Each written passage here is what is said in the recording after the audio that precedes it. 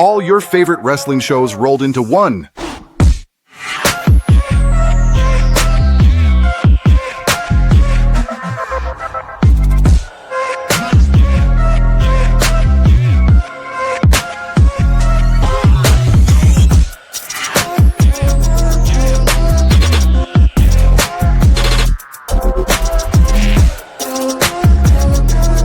Welcome to the We Book It podcast. Let's start the show. Welcome in, everybody, to another episode of the We Book It podcast. This is your Friday night SmackDown Lowdown, hold down, throw down, mow down, toe down, whoa now, low down, flip it down, slap it up around, bring it down, upside down, all around town, every side down. I don't know what else to say, but yeah, this is your SmackDown Lowdown. What's up? I'm your host, not Mike Jones, Virgil, here filling in for Fritos, who is still out on leave, taking care of some family business. Miss you, Fritos. Hope all is well. And with that being said, guys, we are here to talk about Friday Night SmackDown. And this was an explosive episode of Friday Night SmackDown, man, where literally you had all different types of things going on. Now, remember, we talked about it on our Sunday specials that SmackDown was going to get some freshening up. It was going to get a new look. It was going to get some new vibes. Some different superstars were going to feel different and get a different feel for those superstars. We're going to see it kind of play out throughout tonight's episode. So let's get down to business. In this episode, Cody Rhodes kicks off the show. SmackDown opened with his usual recap of last week and showing the arrivals to the arena before it went to the ring for a promo from the American Nightmare, Cody Rhodes. He spoke about a minute before McIntyre interrupted him from the crowd with the mic. He questioned the crowd for cheering Rhodes and called them accomplices in Cody's crimes. McIntyre said he needs to finish his story next weekend at Saturday night's main event. He denied being the one to attack Jacob Fatu last week and implied it might have been none other than Jimmy. So Rhodes tried to goad McIntyre into a fight before he could get to the ring. Jimmy showed up and attacked him for accusing him of attacking Fatu. As the chaos was settling, Solo Sikoa and the MFTs came to the ring for the first match. So again, like I said, this was a lot of the same interaction Cody and Drew had last week. Obviously, they are using them two to intertwine just who took out Jacob Fatu. I do have a feeling we're going to find out sooner rather than later who exactly took out Jacob Fatu and why they took out Jacob Fatu. But until then, you will get your WWE Championship match at Saturday night's main event. This is the first Saturday night's main event since they've brought it back that really feels like it's going to be something huge. You have 4 title matches now announced for this non-PLE, which is, like I said, really, really different. There's usually, maybe you might get 1 title match on there and a couple of filler matches, but they have actually filled this out with a bunch of matches. So again, like I said, we will see what happens there. So next up, we have the MFTs versus Rey Fenix and Shinsuke Nakamura. So Tama Tonga and Nakamura started this tag match for their teams. They traded strikes and had a nice back and forth before both men tagged out to JC Mateo and Phoenix. The babyfaces had the upper hand as the show went to break, but during the picture-in-picture portion, the MFTs took control of the match. We come back and they go back and forth for a little while, and then Solo Sikoa distracts the referee while Tama Tonga chokeslam Phoenix on the apron, allowing Tama to hit a running elbow for the win. And the MFTs defeat Rey Fenix and Shinsuke Nakamura. Michael Cole mentioned the United Empire, which was very surprising. It's much harder to tell Tama Tonga and Tonga Loa apart than it used to be because Tama now has a bunch of muscle, so he looks like Tama Tonga now. So Solo Sikoa sitting in the chair ringside instead of being more animated and vocal like he usually is. It was surprising, but I mean, they could be trying to simmer down to let these other guys shine a little bit more. So next up, we had Kiana James going up against Tiffany Stratton. So the second match of the night saw James take on Tiffy in a non-title singles bout. Julia's representative was talking a lot of trash before they locked up, and Stratton put her in a wrist lock. The champion maintained control with some arm drags while Julia cheered James on from ringside. James used a moonsault from the apron, but a distraction from Julia helped her drive Stratton into the barricade. James had the upper hand throughout the break, but Tiffy began to build some momentum when we returned. She scored the win with a swanton, followed by the prettiest moonsault ever.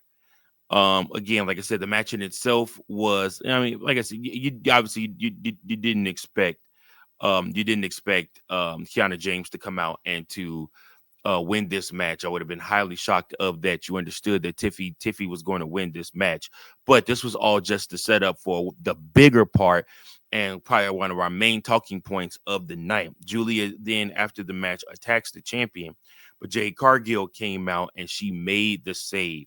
And as they were celebrating, Cargill ended up clotheslining Stratton and turning on her and beating her the hell out of her. So Jade Cargill is turning heel for the first time in her WWE run.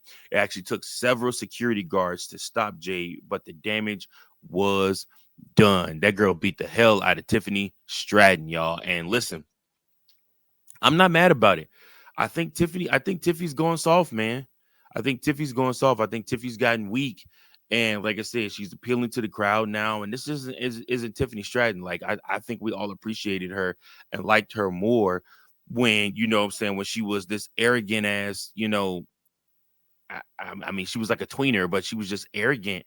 And like I said, she was letting everybody know just how great she was. But this version of Tiffany Stratton, I've not been a fan of this full on babyface Tiffany Stratton with the WWE title.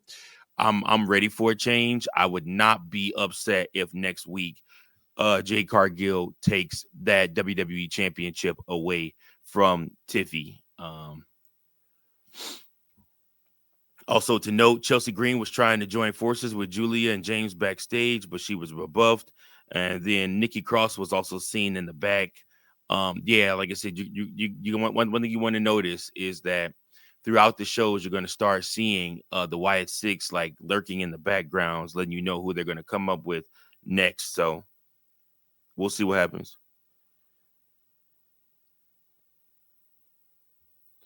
The United States Open Challenge match, which was the match of the night on this card, is next. Dragunov versus is the Dragunov comes out. He found Zayn backstage and thanked him for the opportunity last week. Zayn told him to be careful because the open challenges can be unpredictable. The new champion then came to the ring and gave a promo about his recovery over the past year before issuing an open challenge for the title, which was answered by Aleister Black and Zelina Vega, who accompanied him to the ring for the first time. Now, I want to stop right here and pause. A lot of people on X I saw were like boasting about this entrance that Aleister Black and Zelina Vega made, and I just thought it was a little bit too much. Like, you know, I get it. Like I said, like I mean, I understand that they're maybe trying to, you know, they're trying to, you know, copy Karrion Kross and Scarlett and what they were doing, but like I don't know, it was weird. It was just too much for me. I did not enjoy their entrance. I like Aleister Black's entrance when it was by himself. But this match featured actually a lot of Zelina Vega, and they are really going to try to push these two as adversaries and heels now.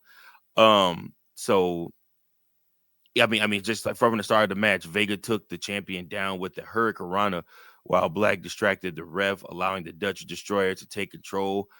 As the show went to break, like I said, this match went over 2 breaks. The big spot happened in the match when Vega was caught tripping Dragunov and was ejected from ringside. And then, boom, that's when the music hit. Damian Priest came out looking for some revenge. He came out with these big dark shades on. He removed the shades to show scars on the side of his face from where he got hit with the fireball. And then literally Priest, when Aleister Black turned around, that's when he got hit with the torpedo Moscow And that's when Dragunov retained his championship. After that, Priest jumps into the ring, begins to take out his frustrations on Black after the match. But Vega saved her husband, and they escaped through the crowd. Not bad. Not bad. Next up, it's time for our main event. Our main event of the night was Jimmy Uso going one-on-one with none other than Drew McIntyre in the main event, a no disqualification match. So basically anything goes. There were no rules in this match, and these two took it all around town. Again, like I said, they fought all over the place. It was a pretty good match. Even introducing some weapons. We got the Slim Jim table pulled out and everything like that. In the end, Drew McIntyre did end up pulling off the victory. It looked like Big Jim was about to win. Drew McIntyre threw a chair in his face and then hit him with a Claymore for the pin. 1, 2, 3. After the match, after the match, he began to beat up on Jay even more. He wanted to take out more pain on on Jimmy Uso. There was no Jay out there tonight to help him, and Michael Cole made a reference multiple times throughout the night about Jay Uso basically turning his back on his brother and going his own path, sacrificing everything so that he could once again become world heavyweight champion. So I mean, like I said, they're leaning into something big with that. We will talk about that on this week's Sunday show. But with that being said, obviously Drew wraps a chair around Jimmy's neck and is choking the living daylights out of him. The officials come out from the back and they can't get Drew off of him, but then hits the music of the American Nightmare, Cody Rhodes. He does come out and he fends off Drew. At first, throws him out the ring, goes to check on Jimmy. As he turns around, Drew McIntyre is there, hits him with a Claymore. Drew McIntyre stands victorious over both of them. As we cut to the ending of the show. Again, all in all, I would rate this SmackDown probably a B plus. I thought this was one of the better SmackDowns. It felt fresh. It had new moments. You began to see new superstars come through. You also saw multiple moments of next week's show being booked. Like you're going to have Alexa Bliss go one-on-one with what's her name? Nia Jax. Sorry. Yeah, you're going to have Alexa Bliss go one-on-one with Nia Jax next week. You saw that match. You also had Fraxium looking like they wanted to take a shot at the United States Open Challenge.